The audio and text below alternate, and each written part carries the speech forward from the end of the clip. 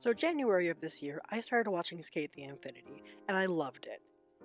I instantly started working and planning lots of cosplays. And I even made matching Miya hoodies for me, a friend, and their cat. But the next thought was, what am I gonna do next? So on a whim, I went to Walmart and bought some tech decks, and I decided, hey, I'm gonna customize them to be Reki and Langa's boards. I had never even owned tech decks, let alone customized them, but I really enjoyed this.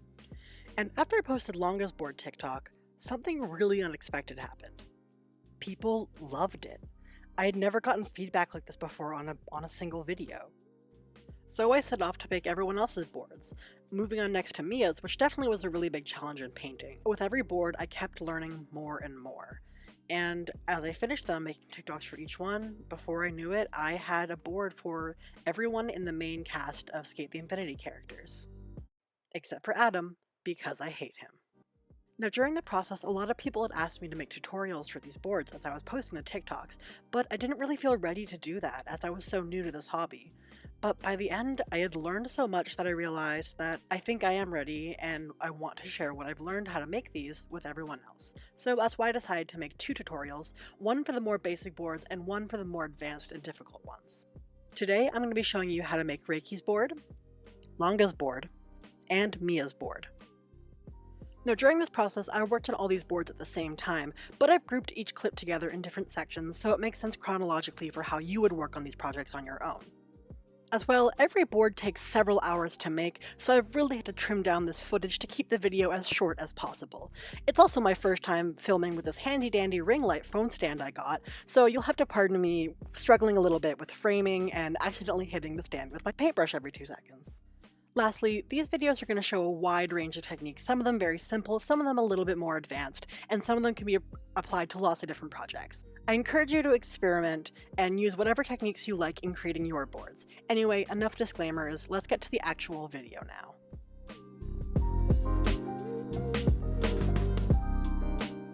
These are the supplies on the tech deck side of things that you're going to need. You'll need a pair of trucks for every board, as well as 4 wheels, preferably matching the original ones from the show.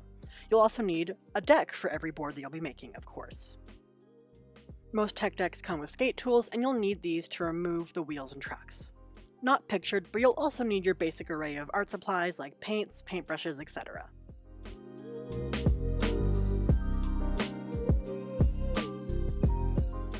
The first step in preparing your boards is removing the trucks and wheels. I attached one of my skate tools to a broken pen, that way it has better torque in my hand and is a lot easier to remove the screws. Afterwards, make sure to keep your trucks and screws safe in a little container so that you don't lose them. The next step is sanding off the paint of the boards, and you're going to want to make sure to be wearing a mask while you do this to not inhale any dust or plastic particles. Starting with a rougher grit, this is a 120 sandpaper grit, you want to start buffing off the paint. The goal isn't necessarily to remove all of the paint, but rather to create a rough surface that your new paint will be able to adhere to. Afterwards, to create a smoother finish, I'm moving on to a 180 sandpaper. In theory, I could then go on with an even smoother sandpaper, this is just the only one I had on hand. And from my experience, 180 is usually a good finish, depending on how much paint you use later. Once sanded, you're going to want to rinse off all the excess plastic particles from your boards with water. And you'll probably want to wipe down your workspace too, because those little plastic particles do get everywhere.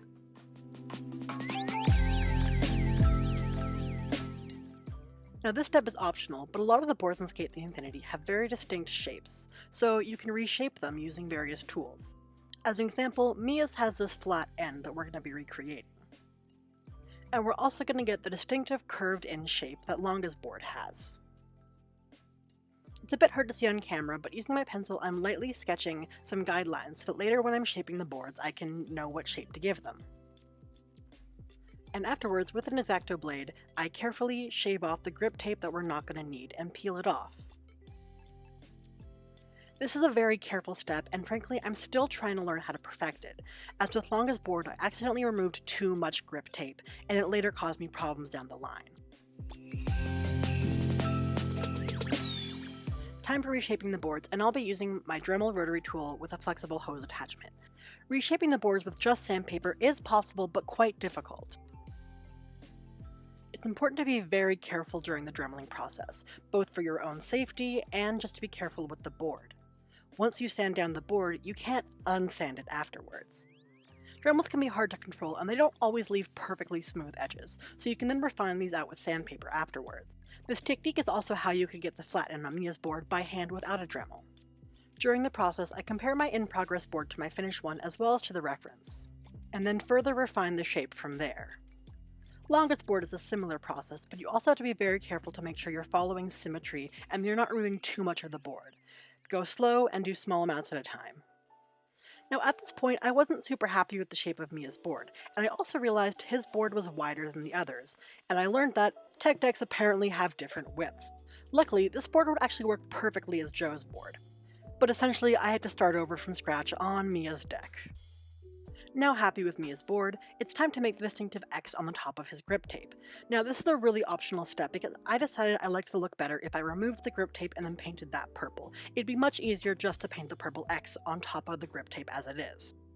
But hey, I just love making things more complicated than they need to be. The first step of painting is to prime the boards. Make sure to thin down your acrylic paint with a little bit of water. Watering down your paint helps reduce brush strokes, and doing thin layers gives a much smoother appearance in the end. I'm going to give Langa and Miya's boards both a few base coats of a white acrylic paint, and on Miya's make sure to also prime the X area. I did 2 base coats on Langa's boards and 3 on Miya's. Now I also primed Reki's board, but I primed it with a different color closer matching the finished color of his board. I'm going to continue painting Reki's board with a few more layers of paint, color matching using a few different yellows and oranges and reds. So with some of my layers, I hadn't really watered down the paint enough and there were too many brush strokes. So with a little bit of my finer grit sandpaper, I sand some of those down. I can also sand down where I don't want to have paint on the edges of the board. Now I'm going to lightly sketch and map out the plan of the graphic for Reki's board. It's a very complicated graphic, so I'm just going to try and create a rough shape of how it's going to fit on the smaller board. Now it was a bit hard to condense and capture this painting process as it took me several hours to do, but essentially I mix up the colors that I need, and then in small patches I start painting small shapes of where they're going to go. So the red of where the little devil guy is, what some of the gears, and then I slowly start building those up and refining the shapes as I go. Now here it's also important to work in small layers and make sure to water down your paint. Whenever I make a mistake, I try to then afterwards go in with another color and essentially refine the line and block out where the mistake was. This is very helpful when it comes to some of the very small details. However, if you're working with too thick of a paint, this can lead to too many brush strokes, meaning you'll have to then go sand those down again and start the process over. And now comes, in my opinion, the hardest part, which is the black outline details. These outlines are very, very thin, but very important as they help the graphic stand out. On my past boards, I did all of the outlines with my alcohol-based art markers, but however this caused 2 issues. 1, it would often destroy the markers, and 2, with the top coats and sealants that I use, these would generally activate the pens and then the ink would leak and create really bad streaky looks, which I really didn't like. But I wasn't able to get fine enough details with the brush, so it was my only option. I'm very impressed and proud of my skills and how far I've come because now I was able to get basically all the details with the brush, and I only used the markers for a few very fine things. After several hours of cleanup and fixing all the small issues, here is the finished graphic on Reki's board.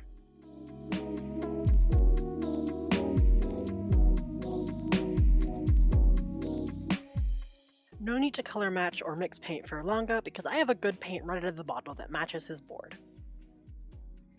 Just like the base coats, I give it a few layers of a thinned down blue paint, and because of the base coats, I don't have to do as many for it to get a nice opaque color. And now, just like Reki's, I'll sketch out the graphic on Langa's board. This one is much easier to draw, so it'll take me less time to sketch it out. Now it's time to paint. Starting with a few thin coats for the Yeti, I paint out the white shapes of the body.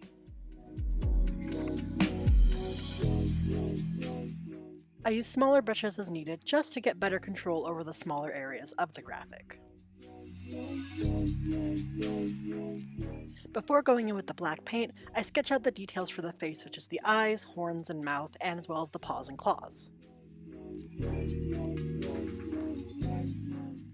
Because the black paint is pretty opaque, I only thin it down a little bit, and most of the details I can get down in one layer. The paint is very dark, so you don't usually need more than one layer of it. Because the outlines on the Yeti are so much larger, I didn't really have the same amount of trouble doing them by brush. These ones are much easier to do by the brush than they are with the pen. The mouth gave me a lot of trouble this time around. I ended up having to go in several times to correct where the tongue was, as well as reshape the teeth a little bit. I decided that I wanted to make this Langa's new board that he gets in the last episode of the show. Spoiler, I guess, if you haven't seen the finale. And I couldn't find any reference anywhere of what it looked like, and I couldn't remember exactly. But thankfully, I want to give a big shout out to Tiger Lily Koss on Instagram, who posted this really great photo of their finished board where they repainted it, because I used that as a reference for the infinity sign and the fun, which I thought was really great. And just like the rest of the paint job, the infinity sign and fun take a lot of little details and a lot of refining.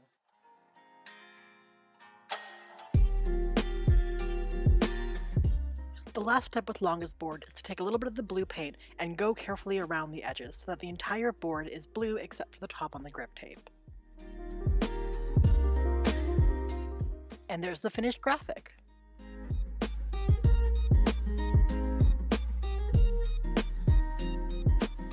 Miya's paint job is the most challenging of the bunch today because of all these teeny tiny little cat faces that are really the bane of my existence. So we're starting by sketching out roughly the shape of where every cat is going to be. You can also see here that I gave Miya's board several coats of an opaque white as a base.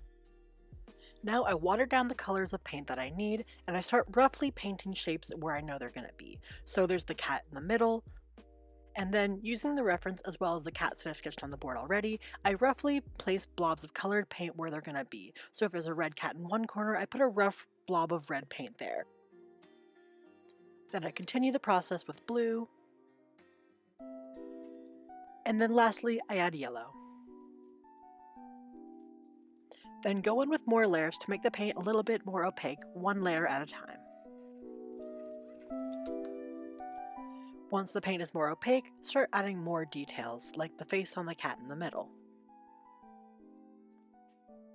I like to work on this big central cat first, as it's a good focal point for the piece that kind of adds a direction where all the other cats are kind of coming from, but you can work on it in whatever order you like. Now this part took a lot of refining, so I did most of the work off camera, but going through with the mouth and the lettering took a lot of small steps of doing small layers of paint and then refining them. I also had to go through and sand down a lot of them as the paint was too thick because I didn't water it down enough. The final steps for this is going over the letters in the mouth one more time just to make sure they really pop. Off camera, I also went and outlined the rough shape of where every cat is going to be. Using the reference, I then go in and refine the color patterns of each cat, so it's less blobs of paint and more similar to what the actual graphic on the board is. And then I start adding the final details of the mouths and the eyes of each cat. This takes a long time. Now one of the last steps is the varnish. I like to mix a little bit of Duraclear Ultra Matte varnish as well as some Liquitex High Gloss varnish. That way I get a little bit of shine while it's still being fairly matte, more of a satin finish, which I like for this board in particular. I'll admit for this part my paint job was a little bit more rushed and wasn't as careful as I usually am, but I do a few layers of watered down purple paint in the X of the board. And afterwards I go around the edges and make those purple as well. Now because of my sloppy paint job, I now have to go in with black paint and cover up all the grip tape that was accidentally painted purple. And with that same varnish I mixed up, I put a little bit of it on the X in the center of the board. And with that, Miya's paint job is done and we can move on to the next step of the process.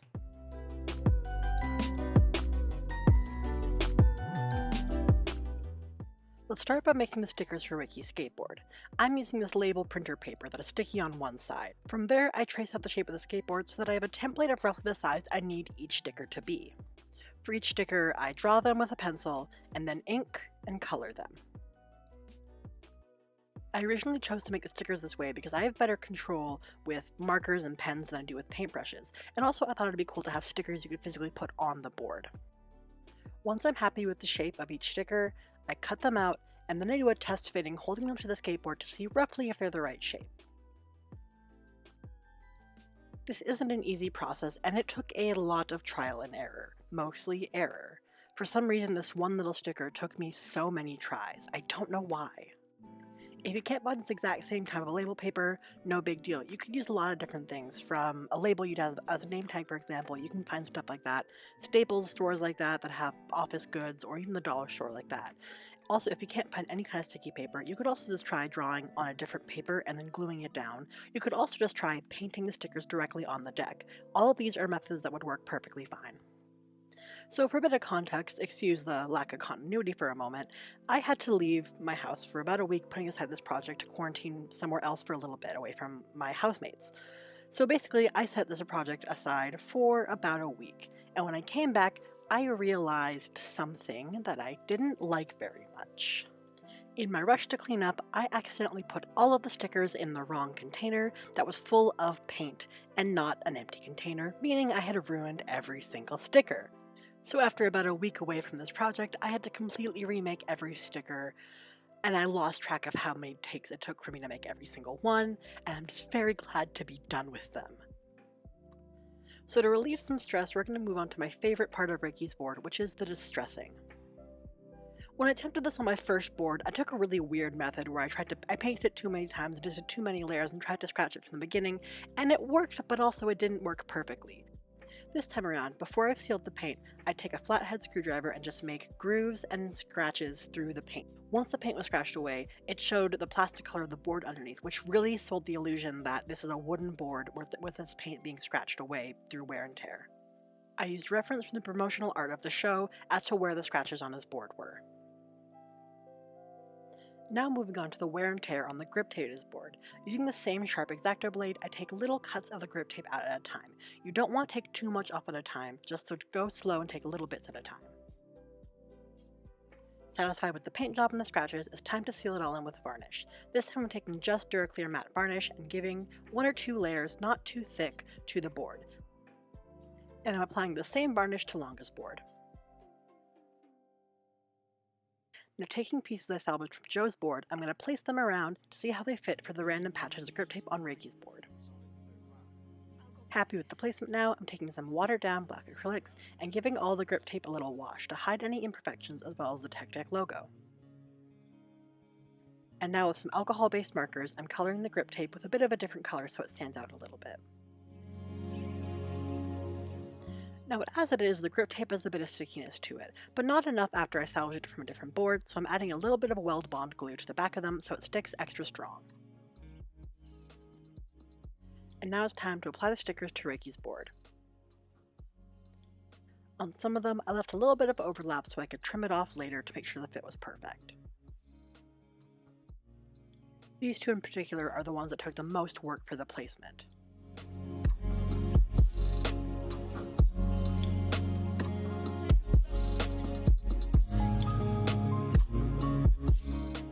Taking the same weld bond glue, I'm going over the stickers on some of the edges just to make sure they're stuck down extra. This will just be a good precaution to make sure the stickers don't peel off in the future. Now because earlier on I had trouble removing the grip tape of Langa's board and I removed too much, I had to take that same salvaged grip tape and add little bits of it to his board. I'm now securing those down with the same weld bond glue and giving them a paint job. This helps them blend in a little bit, but you can still tell there that there's extra pieces of grip tape added on that weren't perfectly added. I'm now taking some Leather Studio paints to create the footprints on Langa's board. I like this because it has a cool texture that makes me think that maybe it was a rubberized coating adding to the board for extra foot strength, so that's why I decided to use this paint. It was also the perfect color.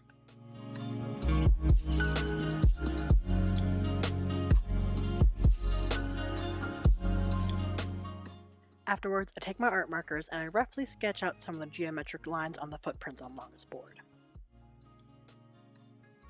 They're by no means perfect, but they get the job done and they give the appearance that I was looking for. It's now time to create the foot guard on Langa's board, and to do this I'm going to be using some packaging from my allergy medications.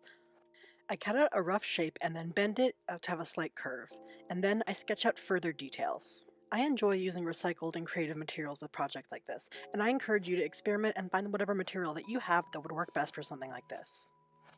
Once I'm happy with my sketch, I cut out the details with scissors and then further shape and curve them, then test the placement on the board. I decided on this board I wanted to add some additional details to the foot guard, so I cut out a few additional pieces. From there, I test fit them. Once I'm happy with it, I attach them together with well-bond glue and give them lots of pressure to hold the pieces together and a good amount of time to dry, and then reinforce them with even more glue. Now I'm going to color them in with my art markers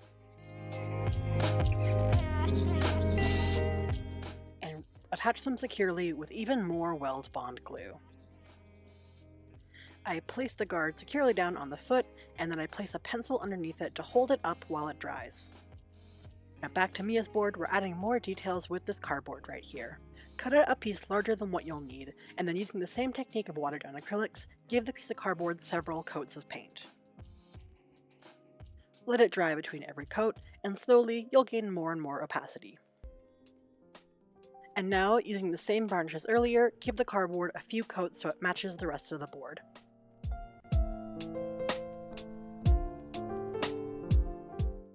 Once dry, trace the ends of the skateboard onto the cardboard. And then cut them out. You're going to want to cut them bigger than you know they're going to have to be, just so that you have room to trim them away afterwards. It's always easier to trim them smaller afterwards than it is to have to cut out new ones, but that's why it's a good idea to paint excess cardboard just in case. Once they're trimmed, you can test fit them on the board to see if you're happy with the shape. Once you're happy with the shape, take a blunt object, I'm using my Sk8 tool, and lightly sketch a little groove along the bottom to mimic those small details on the bottom of the board.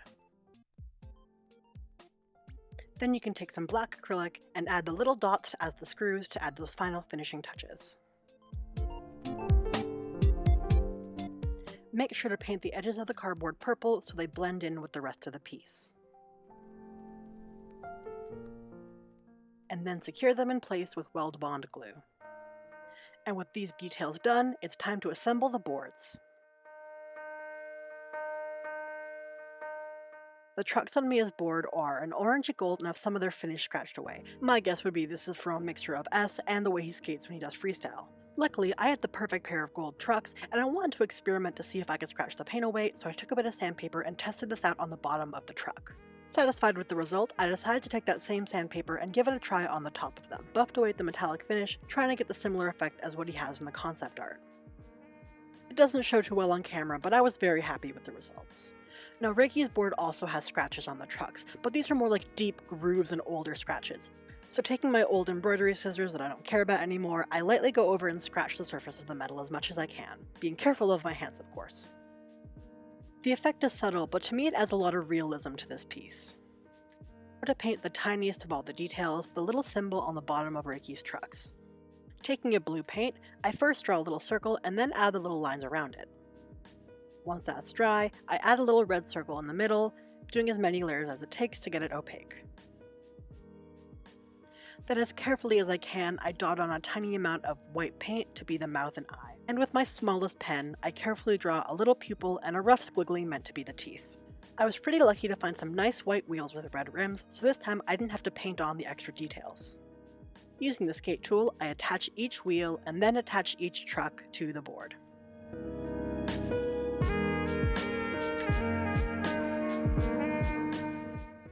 While painting, the holes for the screws can sometimes get clogged, so taking a wig pen, I scrape out any excess paint from the holes.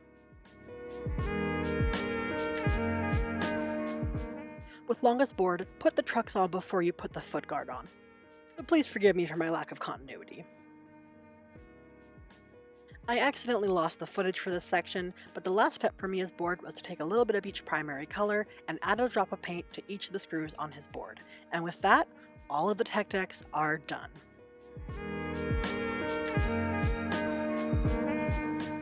After hours of work, it's so great to see all these boards come together like this. It's so satisfying to compare these finished boards to the older ones I made. Like this Reki board, the older one was the first one I ever customized, and comparing them to my new boards is really crazy to see how far I've come as an artist.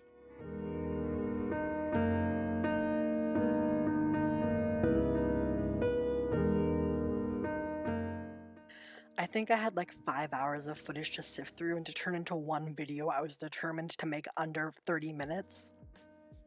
Because seriously, I don't think anyone wants to sit through a video longer than 30 minutes about how to paint tech decks. I want to give a big thank you to everyone who watched and supported my videos when I originally posted them to TikTok, and I hope that you all come here to watch, these fun tutorials as well. I had a really great time making these, and I really loved working on this as a hobby, and I hope that you guys give this a try too, because, these little boards are so much fun to customize. It's fun to see how much detail you can get in one tiny little fingerboard, so I hope you guys try this out too.